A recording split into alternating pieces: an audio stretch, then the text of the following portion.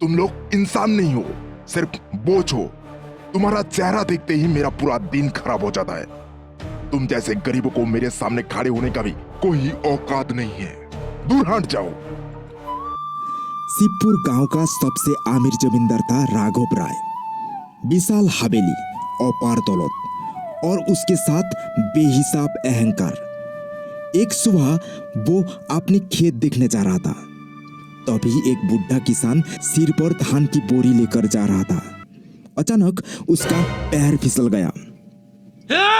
धान चारों ओर बिखर गया। अरे बुड्ढे, पूरी सड़क गंदी कर दी। तुम जैसी गरीबों को जीने का कोई हक नहीं है। माफ कर दीजिए बाबू, गलती हो गई। चारों ओर खड़े लोग सब कुछ देखते रहे, लेकिन किसी ने एक शब्द भी नहीं कहा। तभी गांव की एक बुजुर्ग शिक्षक अमल पंडित आगे आए। राघव, मेरे साथ एक बार चलो। कहाँ?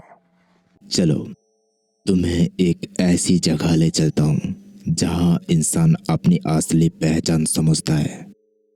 जिज्ञासा बॉस राघव उनके साथ चल पड़ा। कुछ देर बाद वो नदी किनारे स्थित शमशान घाट पहुंचे। वहां साथ साथ दो चिताएं जल रही थी। इस चिता पर जिसका अंतिम संस्कार हो रहा है वो इस गांव का सबसे आमिर महाजन थे, और दूसरी चिता पर जिसका अंतिम संस्कार हो रहा है उन्होंने पूरी जिंदगी दूसरे के खेतों में मेहनत करके अपना घर चलाया। राघव चुपचाप खड़ा रहा। कुछ देर बाद दोनों चिताओं की आंख शांत हो गई। अमल पंडित दोनों चिताओं से अपनी दोनों हथेलियों में एक एक मुट्ठी राख लेकर आए और राघव के सामने फैलाकर बोले, आप बताओ राघव, इनमें से कौन सी राख आमिर की और कौन सी राख गरीब की? राघव कुछ देर तक उन राखों को देखता रहा, लेकिन उसके मुंह से एक शब्द भी नहीं निकला। देख रहे हो राघव, ये आग किसी को आमिर या गरीब नहीं मानती।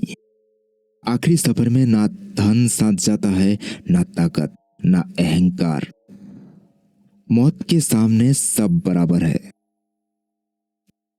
अगली सुबह गांव के लोग हैरान रह गए।